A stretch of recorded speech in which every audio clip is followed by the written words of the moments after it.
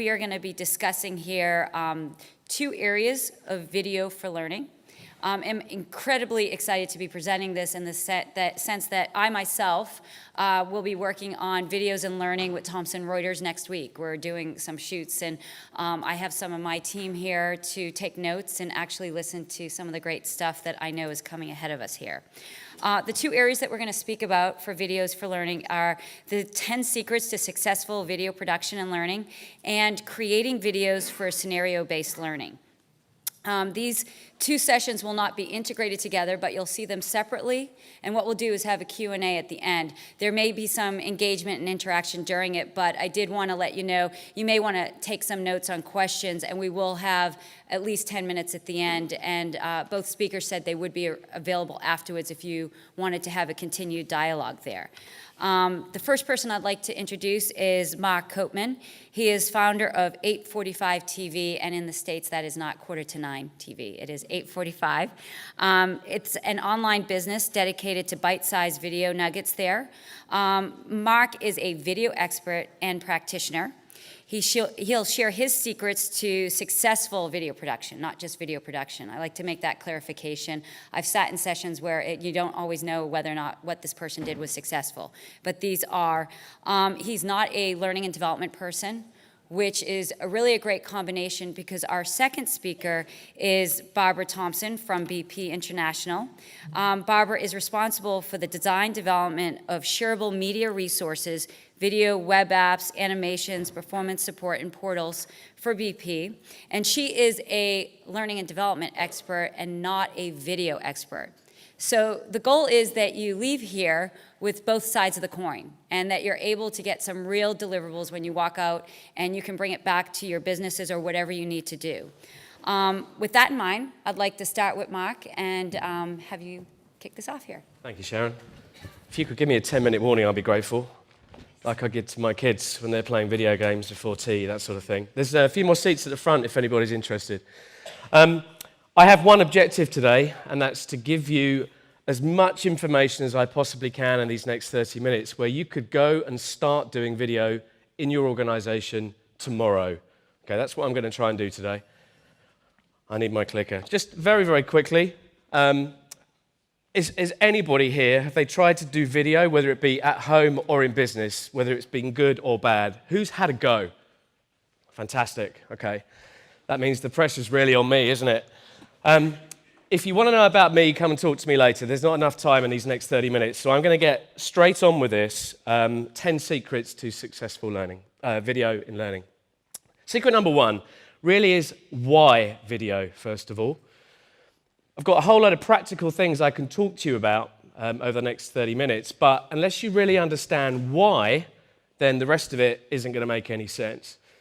This is potentially teaching you to suck eggs, I don't know, but so much has changed since this stuff kicked off however many years ago. So much has changed. And there are two reasons for me, in my personal opinion, why video is so important, if not essential, in training today. And the first one is because of people's expectations, okay? Their expectations of both quality and content, okay? Now, I blame these guys. These guys are the stock image family, and I hate them with a passion. They have bright white teeth. They're not real, okay? They are just not real. And that is what your colleagues, your learners, your employees, call them what you will, detest today. We must not do this sort of thing. And why? It's because when people sit down in their lounge rooms on a Friday evening and they watch stuff like this, they're being genuinely entertained, okay? When they're sitting here watching Graham Norton on the big plasma TV in their lounge, they've also got their iPad, their iPhone, their work laptop. It's all up around them as well. It's not just two screens now. People have got 3 or 4. And they're watching Graham Norton and they're looking at their next work assignment or their piece of training and they're going, why would I bother doing that? Okay, I want to be entertained like this guy is doing. And there is no reason why you cannot be entertained in training as you can with the stuff on the TV. The two can actually be very, very similar if you do it right.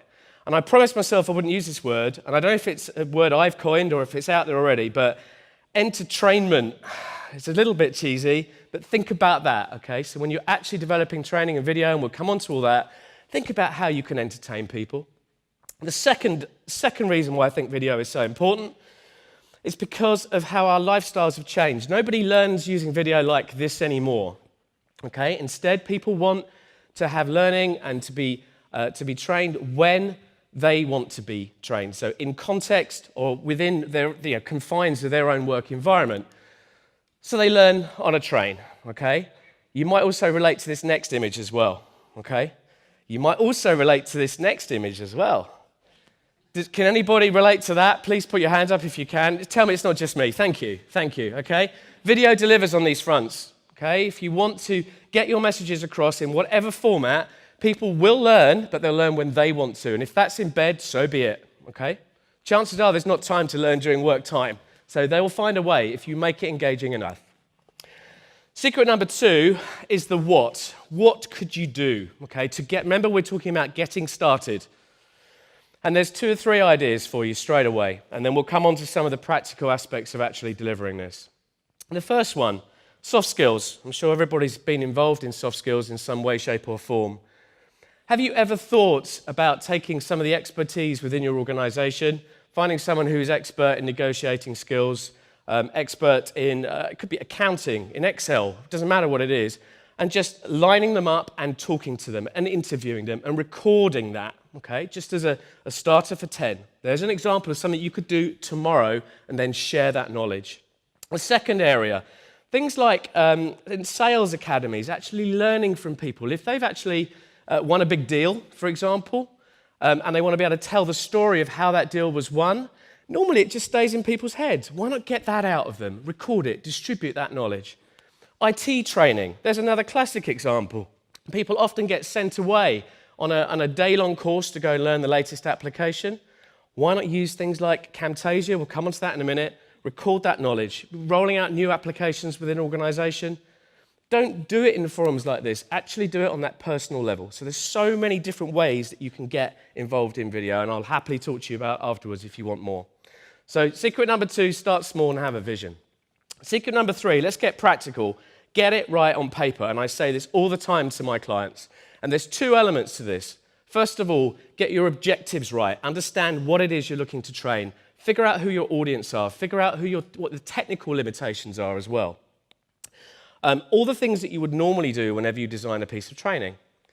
But the second area that you need to get right is when it comes to actually developing the content itself. And here's an example of what you may or may not be able to do. This is a sort of a typical storyboard. Okay, on the left-hand side, it's really simple. It's a script. On the right-hand side is what would happen on screen during that script actually taking place. Okay, so if you've actually recorded an interview with an expert of some kind, get it transcribed. There's a great site I'll tell you about later on. By the way, I should also mention, I forgot to say at the beginning, all the links and stuff I'm about to talk about, they're all on a web page waiting for you, which I'll put up at the end, okay? So there's plenty of information for you there, including you can download the storyboard too to get a gist of what it's all about. But if you interview somebody, get it transcribed, which means you can see it on paper very easily. And then on that right-hand side, figure out what you're going to put on screen next to it. There's 2 reasons for doing a storyboard. First of all, it means that you're organized whenever you come to do a piece of video.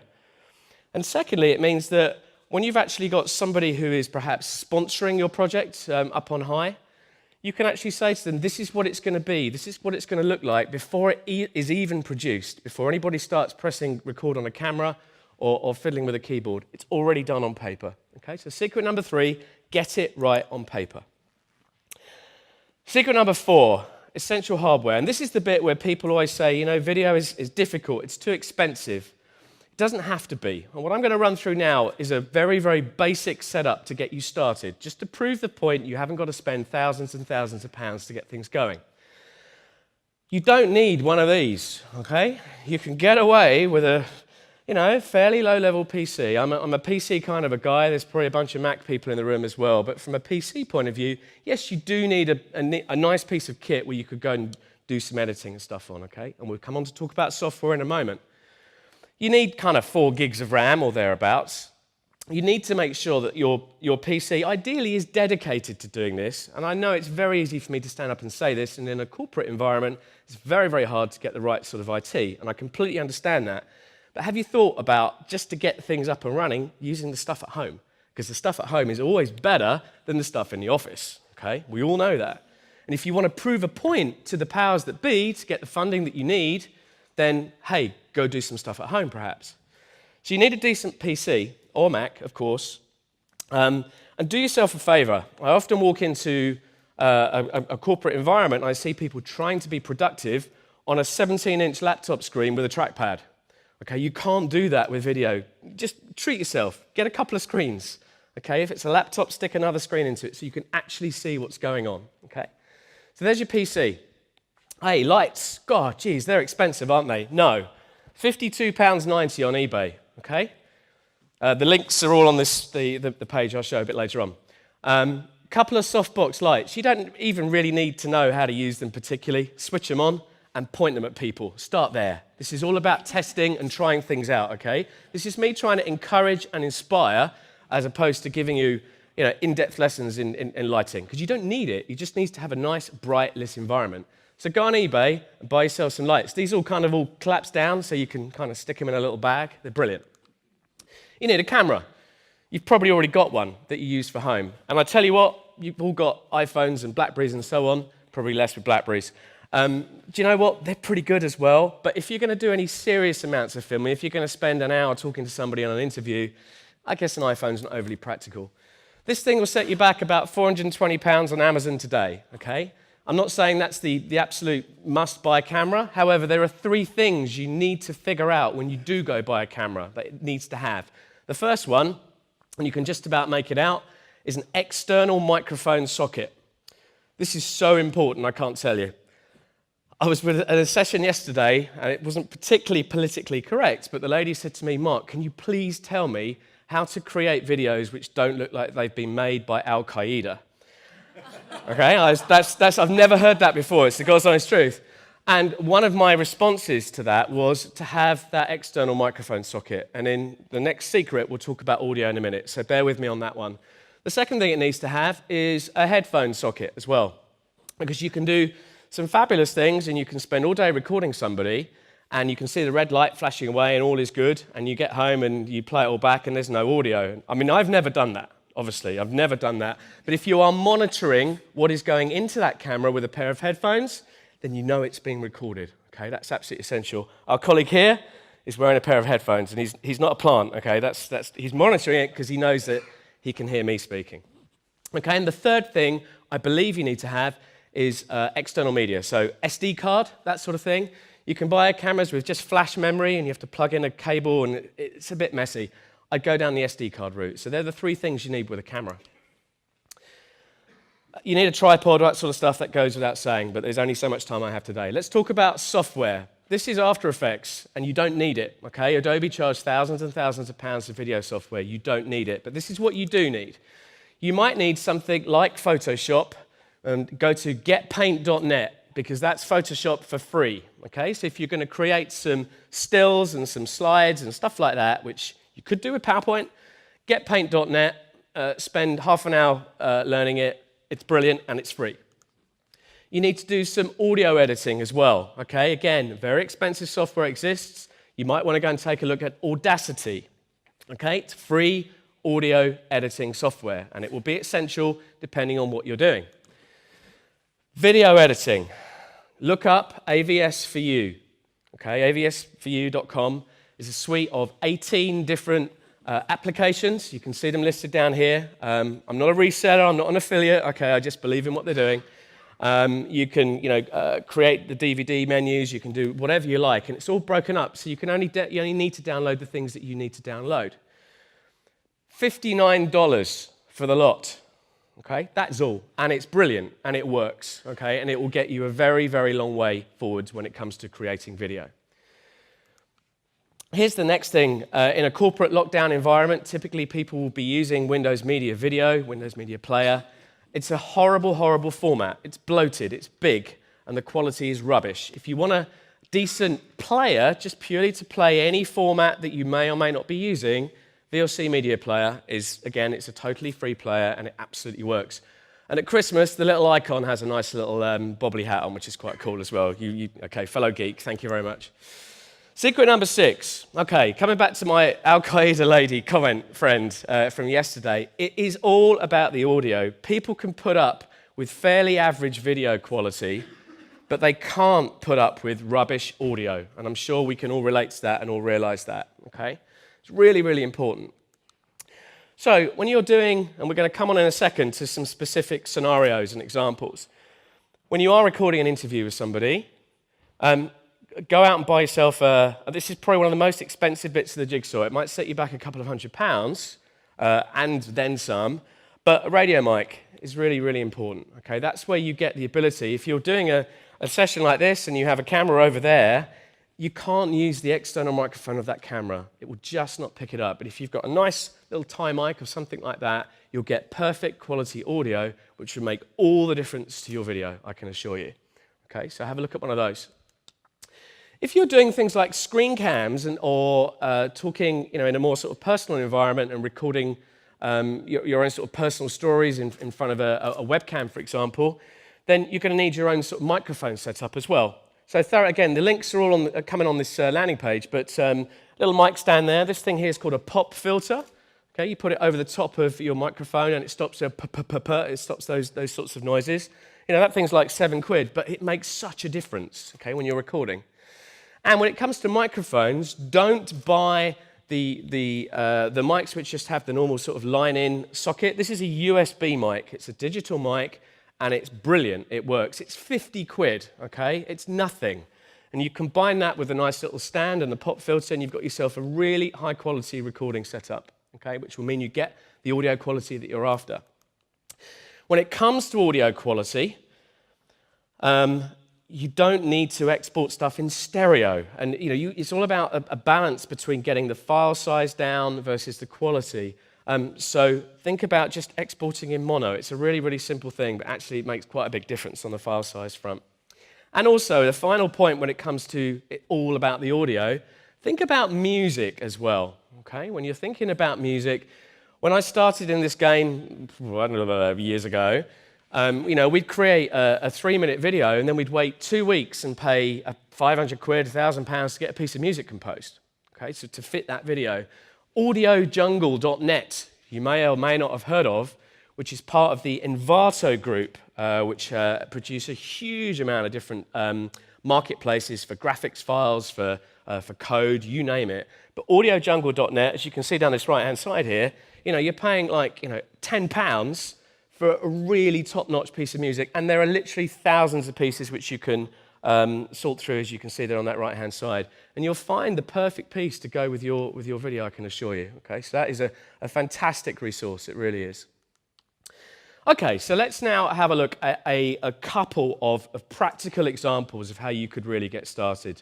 Secret number 7, start with an interview. I've done a lot of these over the years, and the real secret here. So let's find a scenario here. You found a top sales guy, and you want to try and extract from him or her all of the secrets that they've learned through these particular deals that they've done over the last few weeks and months, because you want to share that with colleagues, whether they be in the next room or, let's face it, around the world. So you need to plan that interview in advance. Get it right on paper. Make sure that they know the questions that you're going to ask, and more importantly, you've helped them through the answers, okay? Don't script answers, because what happens is you get beautifully fluent people that are then trying to remember the answers that they've scripted, and it doesn't work. It just fries with their brains. So just some bullet points for answers, okay? So plan that shoot. Make sure that they're organized and they feel comfortable, and do it, weeks in advance if need be. When it comes to the actual day itself, you need to make sure you've got the right environment, you've got the right room and all the rest of it, and set things up and make sure you're there early, because you as an interviewee will be nervous, okay? Take it from me. When you first sit down and try and interview someone, you will be nervous because the pressure's on you to make sure the camera's working, the audio's working and so on, and you're trying to have a conversation with somebody. So really, really plan ahead. Have someone with you if need be who's monitoring, like our friend here. And also figure out how it's going to look too. So here's some examples. They might be standing, okay? Nice sort of white background behind them. They might be sitting. Forget this is on a green screen setup, but it could be a white wall. but position yourself right next to the camera. If the camera is here, you want to have a conversation with them, and they're looking at you, and they ignore the camera, just as our friend Barry is doing here. You've got another situation where you could have a wider setup where you've just got 2 chairs and 1 camera in the middle. That works too. But if that's the case, you might want to get a little ambitious and have a second camera over here pointing at the interviewee. That's another option when it comes to interviews.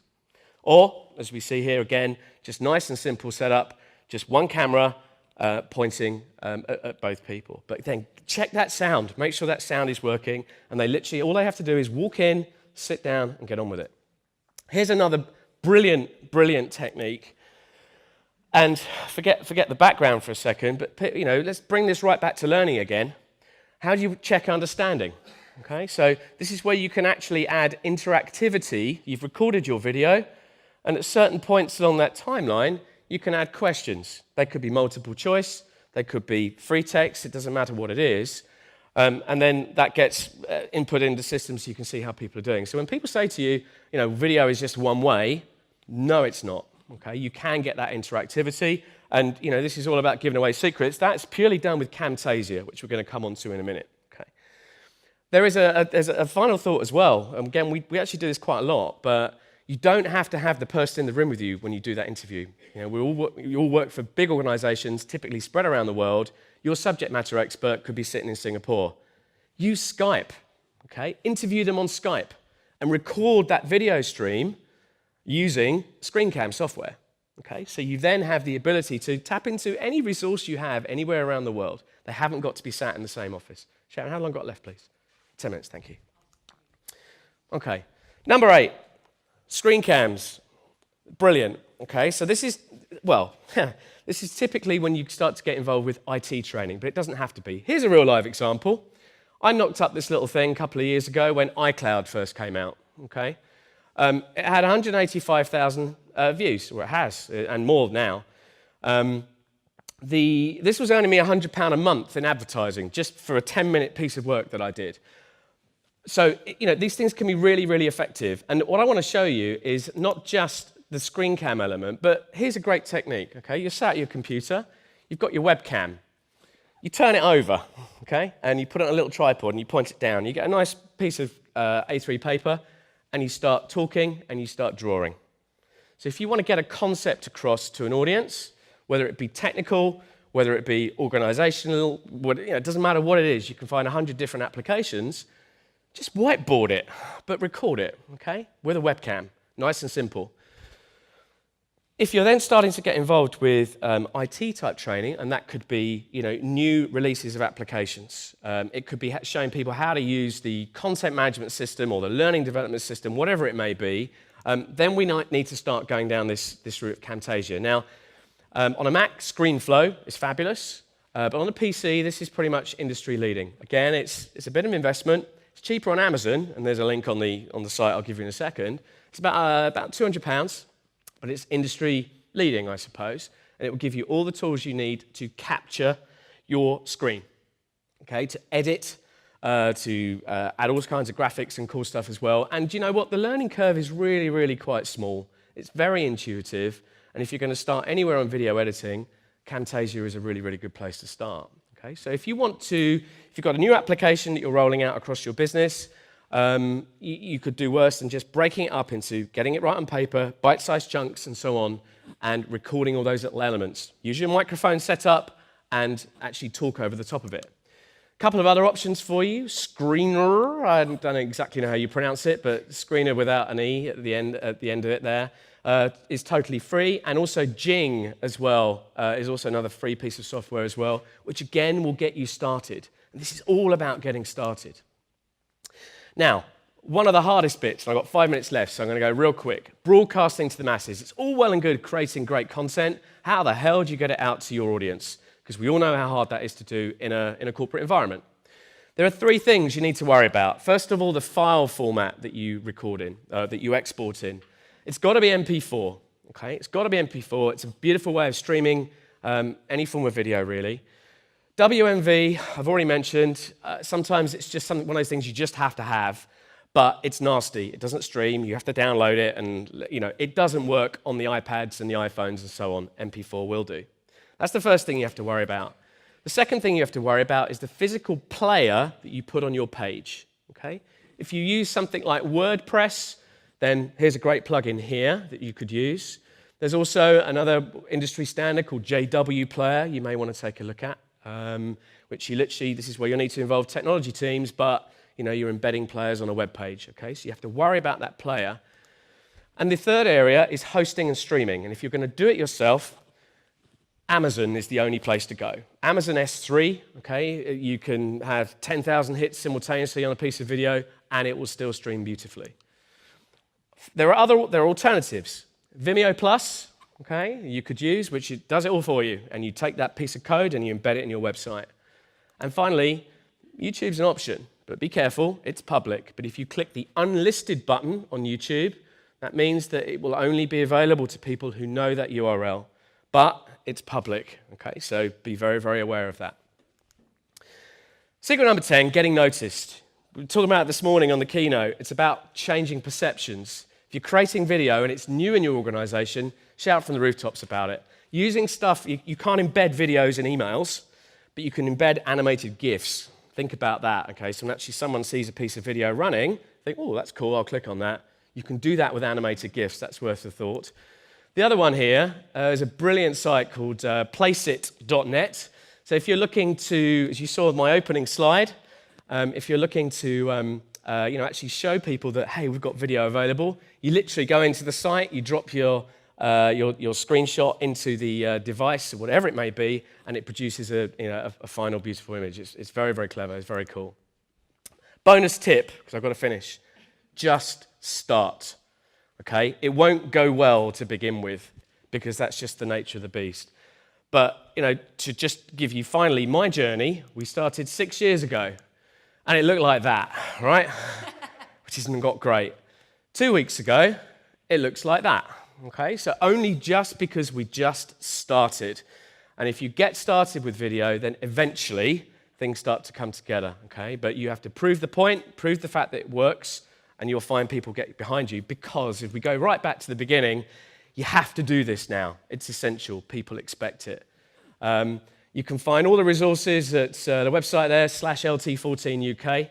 And now what we're going to hear is, well, how to put this into practice properly and how it's actually been done. Thank you for your attention. Thanks, Mark. But I'm going to share with you my mission. The mission that I chose to accept was to lead on the design and development of some resources in support of BP's diversity and inclusion agenda. I'll share with you a number of challenges along the way, but the first one was the most frightening one. So imagine I said to you, go off and do something that you think will be of benefit to you, your family, or someone within your organisation. You start with gusto, and then you realise once you do your research that actually it won't make the slightest bit of difference. That's the reality with diversity and inclusion training. I'll give you a moment to read that. So it required a different thought process. It required deeper thinking so that we wasn't consigning our training to the training graveyard. We didn't develop this big monolithic solution, but we did have to think about our strategy, and the strategy was to focus on inclusive leadership. So some 80 to 90% of behaviours within the organisation are formed because of what employees see leaders role modelling. So it kind of made sense to go for the biggest impact and to train our leaders about inclusive behaviours. We already had a classroom programme set up which talks through the business case or reinforces the business case for diversity and inclusion, and also gets them to examine their behaviours and what drives those behaviours and their decision making. And also they're left with a tangible action plan. They need to take their learnings back into the organisation and create the conditions for inclusive leadership to flourish. So the role that the online plays was to strengthen their learning, give them the confidence to take what they've learned back to the workplace, and actually to continue to sustain that.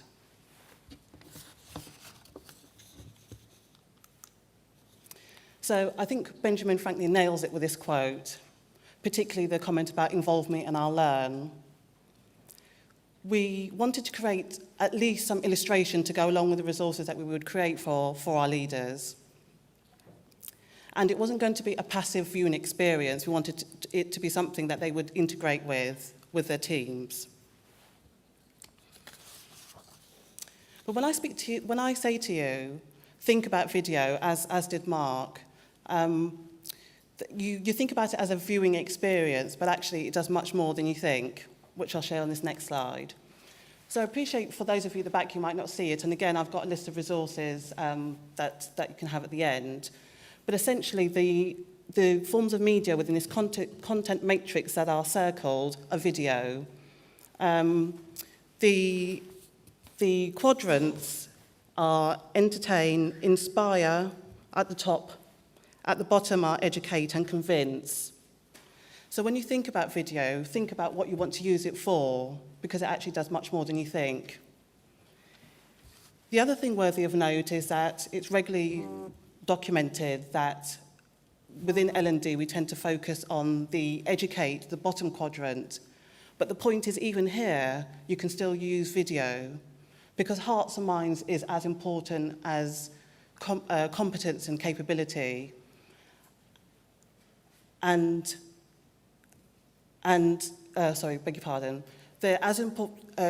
and capability is what's required. You often hear that saying, but actually it doesn't lead to effective behaviour change. So I'm going to give you a personal example of how I feel that that's not very well done. So I live in Reading, and it's got a thriving high street. I play this game when I go to the high street, which is hide and seek. When I see people who are very well-intentioned, shaking their tins, asking for money for very good causes. But yet, when I'm sitting down at home, and for example, I'm watching comic relief, it doesn't seem to have the same impact. The videos and the stories is what grabs me, and therefore makes me want to reach for my phone and want to make a donation. So I donate to emotion and stories, not people shaking their tins. So we talk about inclusive leadership as the aspiration, and this sort of dovetails quite nicely to what we heard Bo saying this morning. What we gave to them as an actual tool was the tool of unconscious bias, and we see that in play with the videos, which I'm going to share with you shortly. So what we created to support inclusive leadership was not a range of resources telling people how to behave, but actually to use video as an illustration so that people could attach their own meaning and share that on a conversation, so that we were surfacing perspective taking in a safe environment. And they'll be able to see the consequences of unconscious bias in action. So this is what we created, a solution called Moments of Truth. It contains 23 short-form videos, so anything from 1 minute to 2.5 minutes, that the leaders could take to their team. So I kind of refer to this as an ecosystem of resources, because whilst it contains video, it also has PDF, job aids, and PowerPoint decks. So on the top right, you're going to see a lozenge that says highlight films by themes. So we include all of the clips have themes mapped to them, such as the quietest voice in the room, perspective taking, or priming as some examples. And when you click on that, it will show the videos that have those underpinned by the drama and grey out the others. So given the topic of diversity and inclusion, we thought it absolutely made sense to have diversity and inclusion as part of our design philosophy. So down the left-hand side there in yellow, you'll see those locations. Instead of it being a Western-centric solution, which is often the case, we wanted to use our smaller areas of the portfolio to bring it to life. And in order to do that, we had to cast very carefully. So when we did the casting, we insisted that the the actors and actresses basically had these languages as their mother tongue rather than it being something that they could speak to. So we had to work with our diversity and inclusion champions, as they're called, to make sure that obviously they kind of validated it. So when we were doing the rehearsal, they were speaking in a language that clearly I couldn't understand, but we worked with local representation to make sure that was authentic. I think Mark makes reference to audio being king, which I will agree. But I think for me, if you were to strip away anything else, the key to this was about the quality of script writing. So that's the first nugget that I'll share with you.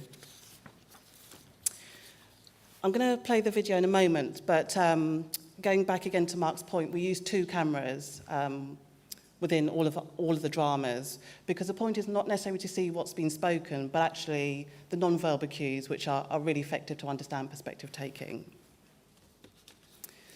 As much as I would have liked to have gone to all of those locations, in practice we didn't. So we have a business park in Sunbury, which has some sort of 5,000 employees, and we have some 12 buildings, which all have very distinct look and feel. So we used that as a basis for all of this drama, but worked with production techniques and extra lighting. So for example, in Cairo, we used quite a lot of lighting to give the illusion of warmth, and actually even had lights coming through the window. For Moscow, for example, we used what's called grading techniques, and you amplify the blue to make it look colder, as an example. But also it happened to be in November whilst we were shooting, so not too much imagination required. The other thing that we have here, and you'll see in the middle, is expert commentary. We decided to make some of the clips intentionally subtle because the reality at BP is that nothing's particularly overt anyway, so it made sense. And so what the expert commentary does is it almost acts as a coach and asks you to feel what you see, and actually just mops up the learning. So I'm going to play the first clip so that you get a sense of what I'm talking about, and I'm going to ask you also to consider what you see, what you feel, and what you hear. And I'm just going to get some quick-fire responses in the room before we move on. Oh yes, the other point is that each of the videos just have a little bit of priming about what to look out for. So I'll just give you a few minutes to read that, and then we'll move through.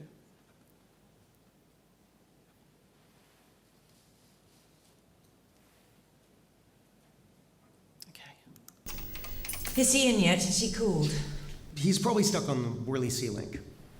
Well, we'll just have to start without him. So, technical review point 4, agenda, data hub, network upgrade, migration. Todd, are we on track? Yeah. Design's been through review, few minor adjustments, but should have sign-off on Thursday. Should. Well, so they say, but we're not in Silicon Valley. Indeed. So, Bharat. All is on time and on budget. We can benchmark test by the end. Hi everyone. Good morning. Sorry I'm late, but I have some good news. The contractors have agreed to the schedule. Fantastic. And I have some cakes. Oh, those look lovely. Laddus. Try one. Oh, I will. You didn't get those from some dodgy bike vendor, did you? No. Starbucks. Just kidding.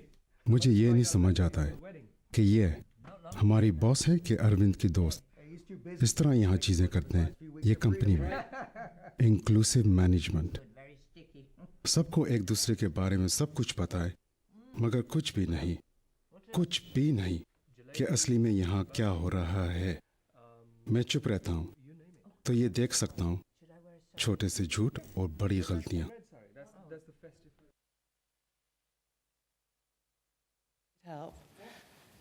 Just some quick fire responses to what you saw, what you felt, what you heard. Really interesting to get some views. No judgments, of course. There's a lady over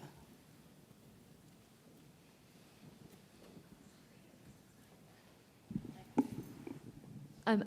I think it was quite easy to empathise with the person who has been left out. I think Barrett was his name. I think you could see straight away that he was kind of being frozen out of the conversation, and it was quite almost uncomfortable to watch that.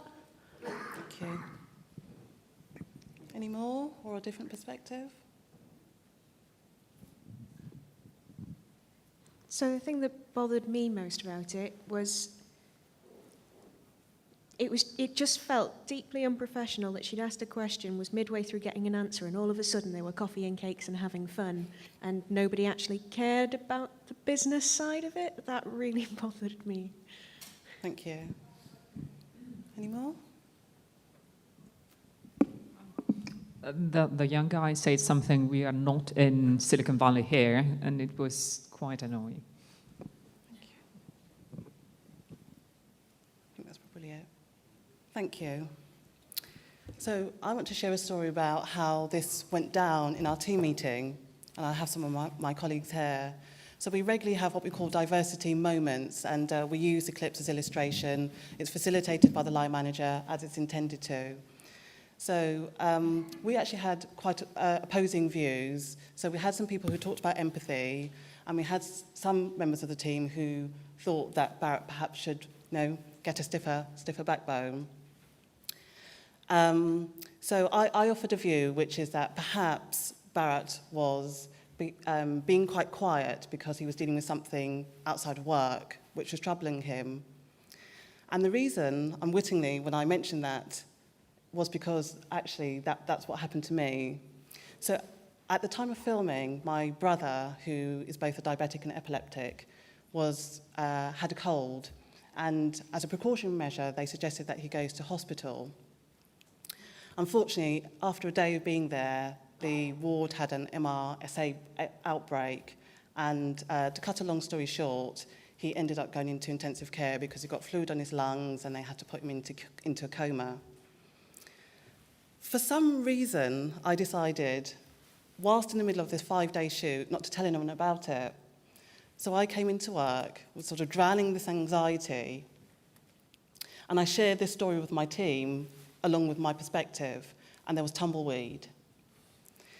One of my colleagues turned around and asked me whether that spoke to a lack of trust with my team members, and a really rich and dynamic conversation then ensued, and that's where I suggest that the learning actually took place. So it was a really good case study about the way that we use the film in a very disarming way to allow people to have that conversation, put their perspectives on the table.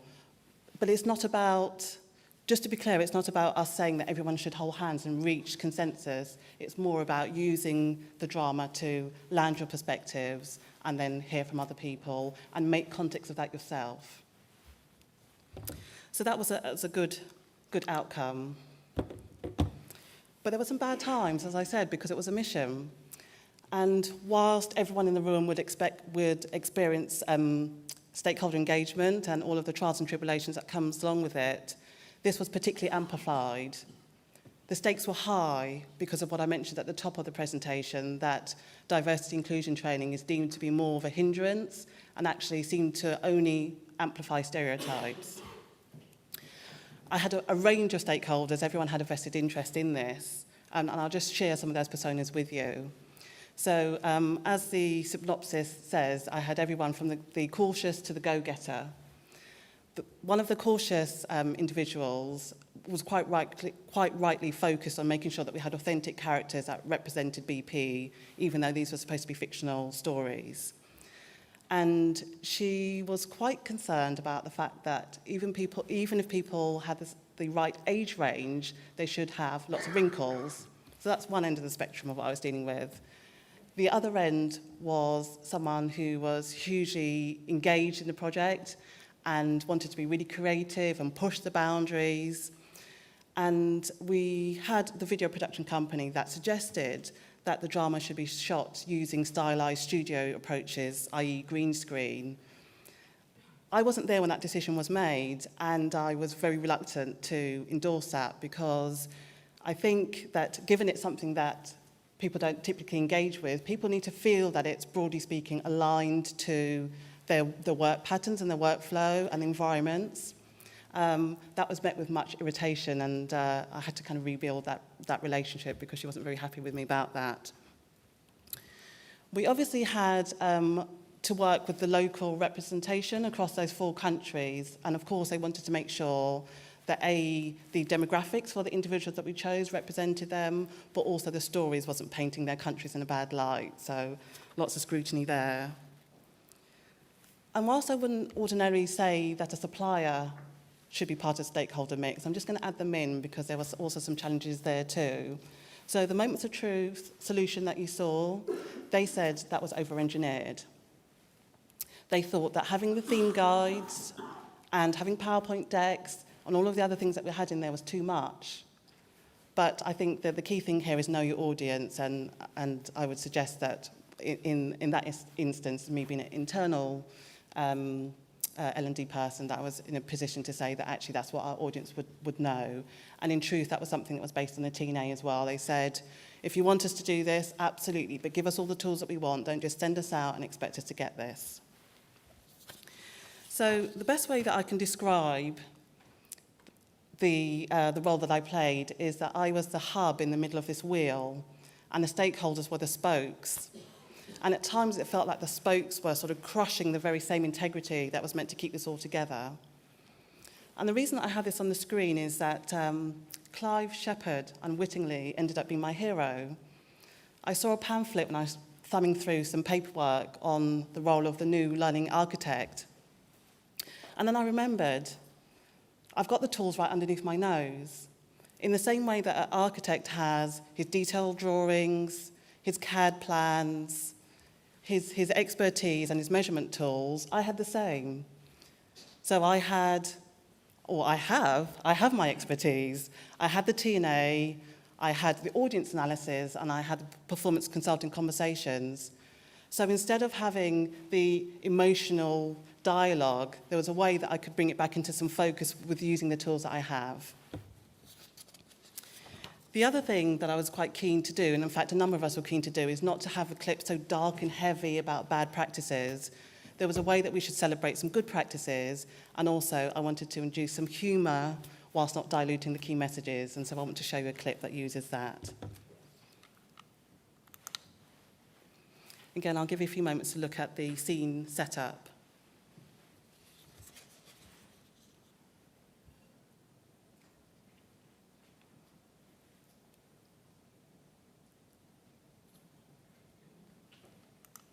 This is my team. Gerhard has the academic rigor. He's paper perfect. The lateral load is pretty high. But it is distributed here. And here, see? Abdul works with metal in the desert sun. Do the figures again. He's strong, but not flexible. And this is Chrissy. She's got the big picture. Well, I have done it. Sees the future. I got our budget extension. Well done. She's visionary. That's great news, Chrissy. Passionate. But there is a small catch. Appreciative and manipulative. What? It's from our sustainability initiative. Chrissy. Okay, what's the small print? Actually, it's not so very bad. This is my team. 3 countries, 3 languages, 3 backgrounds, 3 religions, 3 people respecting their differences and working together. We cannot do all this. What are you thinking? Most of the time. Oh, listen to me, No. Brian. Will you? Come This on. is not common sense. All No, of right, course all this can right. work. What seems Now, to be if the this trouble? will deal with this. He's not It's not listening common to me. sense. Unless Yeah, you get do me. the trouble. I brought You this in think, here, listen, and unless I you do told that, you there is yes, no come common on. sense to do I this. have not I have understood to the know fact you have that people to get it to the you can you just all listen to each other always at the same like this time? to me. Excuse me.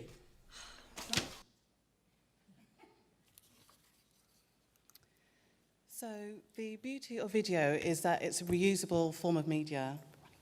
And I want to share with you another way that we were able to apply the videos and integrate them, and as an evolution of Moments of Truth. So rather than me talking about it, Mark has made reference to Camtasia, and I'll show you a Camtasia tour.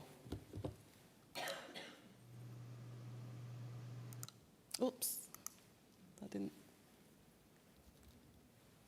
It doesn't seem to be working at the back there. If you could press This is that. our one-stop shop for all things relating to inclusive leadership. Here, people will find a wealth of information and resources, including infographics, animations, video clips and job aids. I'll just give you a quick tour so that you can get a sense of how the videos complement and work with the other resources in this site. At the top, you can see tabs, and these link through to the various pages. The welcome page contains a short video mashup of a number of employees providing their thoughts on inclusive leadership. The big picture provides context by our CEO and members of our senior leadership team on why inclusion matters. How our brains work provides some insights into neuroscience and systems 1 and 2 thinking through some high quality animations.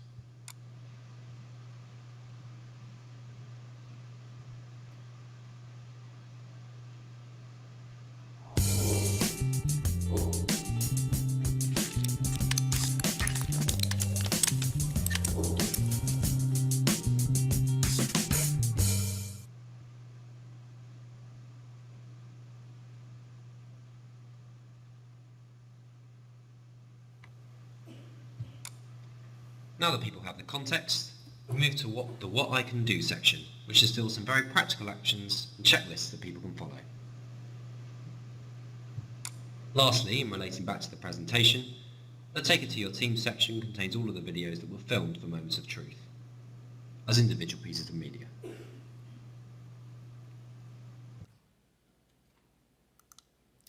So, I've mentioned at the top of the presentation that D&I is not a subject that people want to do, engage with, and here's some headline stats.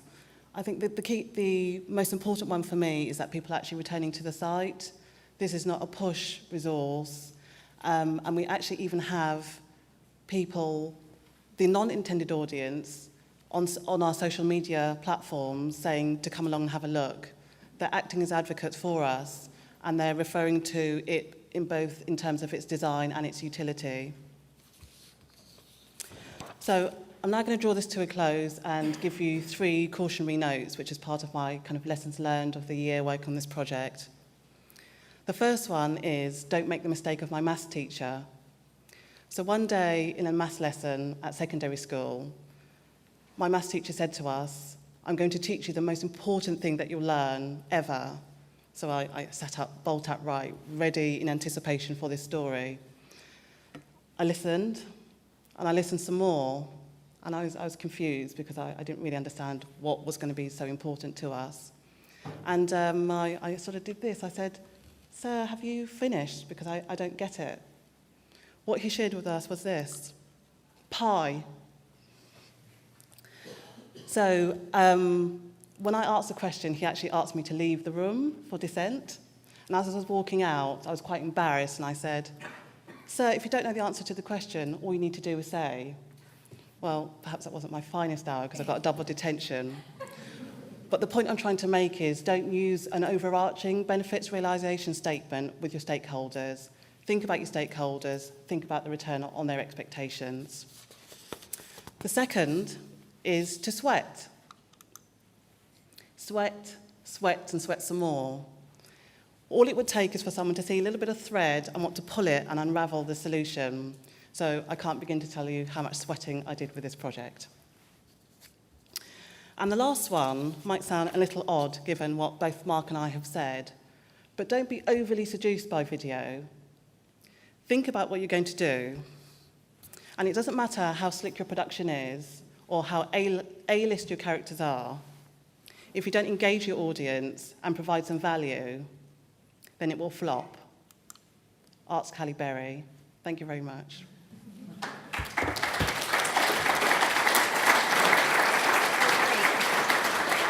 All right. So now we have about 5 to 7 minutes of questions. I'll run around and make sure we record the questions, but you can direct them to either of our speakers here. Sorry, can I just make one quick point? Sure. I've got a list of resources up here, and I've also got some QR codes for those of you that are not on social networks. So I just want to share with you the resources that I use sort of pre, post, and during the project. In the top left, you've got the link to a resource from Harvard, which is a test. You can go online and test your unconscious bias. That might be worthwhile doing. Pern and Condola was the external consultancy that we use, and they have subject matter experts in diversity and inclusion. The book is not related to diversity and inclusion, but a really, really good read about the psyche of how people buy. The bottom two, the actual devices, are very low entry in terms of cost for you to get started with video capture. So one's a flip cam and one's a Kodak. And the last Twitter handle is for someone who's a beautiful filmmaker. It's worthwhile following. Hi, yeah. I've got a question for Mark. One of the things we try to do with our video is we have people do demos of coding on screen and actually typing stuff on the screen. Have you come across a way you can capture that in video where the quality doesn't just degrade so much you can't see it in the video? Coding. Or anyone typing stuff on the screen, that sort of capture? Yeah. So going back to screen capture and Camtasia, the key thing is to capture at exactly the same resolution as you want to output. So you don't then, nothing degrades. So typically the best resolution would be 1280, 720. So if you're providing yours, again, this comes back to having enough screens and stuff, but if you capture in that format, you then edit in that format, and you export in that format, you keep the quality all the way through. So then it should be, pixel perfect. Okay, next question. A question for Barbara. You mentioned that the script was crucial, and I had a similar experience in one former experience, and I completely agree with you. So how did you manage such kind of, crucial topic in inclusion to hand the final script with the internal approvers? Could you describe the process? Sure. We had an excellent script writer, so we were really fortunate in that sense. But we basically there was a number of people involved in it. So we were thinking about the business outcomes. So we looked at some things that perhaps we're not doing well and sort of engineering the script in that way. But also there was some really nice healthy tension between these BP and the script writer. So we were saying we want to do this, and they were talking about the way that it should be visualized. So I think is to sort of respect the expertise is what I would say. Question?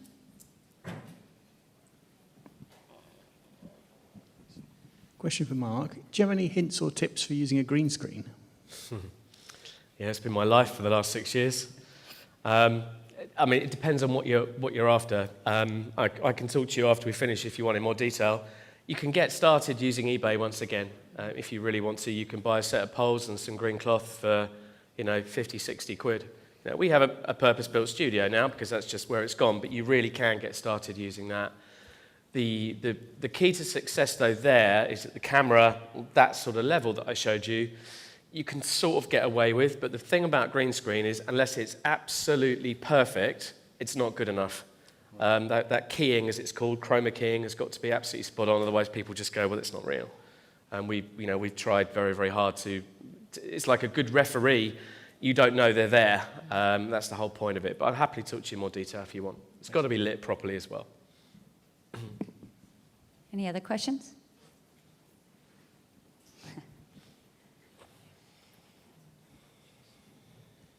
There's a question for Mark. Do you ever edit your voice? Because I think you can hear my voice. I don't really particularly like it, but people obviously got to listen to it on a video. So do you ever edit your voice? I'm not quite sure I understand the question. Do you actually mean change the sound of it? Well, that's actually a very good point. There are some, and I'll add this to the landing page actually, there's some fantastic tutorials on YouTube on how, if you use some of the higher end audio editing software, so Adobe's Audition, for example, and Audacity to a certain extent, you can apply a bunch of different filters to it, so that you start to sound a little bit like VoiceOver Man, if you do it right. But it gives it perhaps a little more bass, but in terms of, your voice is your voice. There's only so much you can do with it. but it can give it some oomph, and it can just make it sound a bit more interesting. I mean, it's all maths at the end of the day. It's just filters and digital encoding, so it can absolutely be done, yeah. Okay, anything else? I'm sorry you don't like the sound of your own voice. I have to put up with mine, so.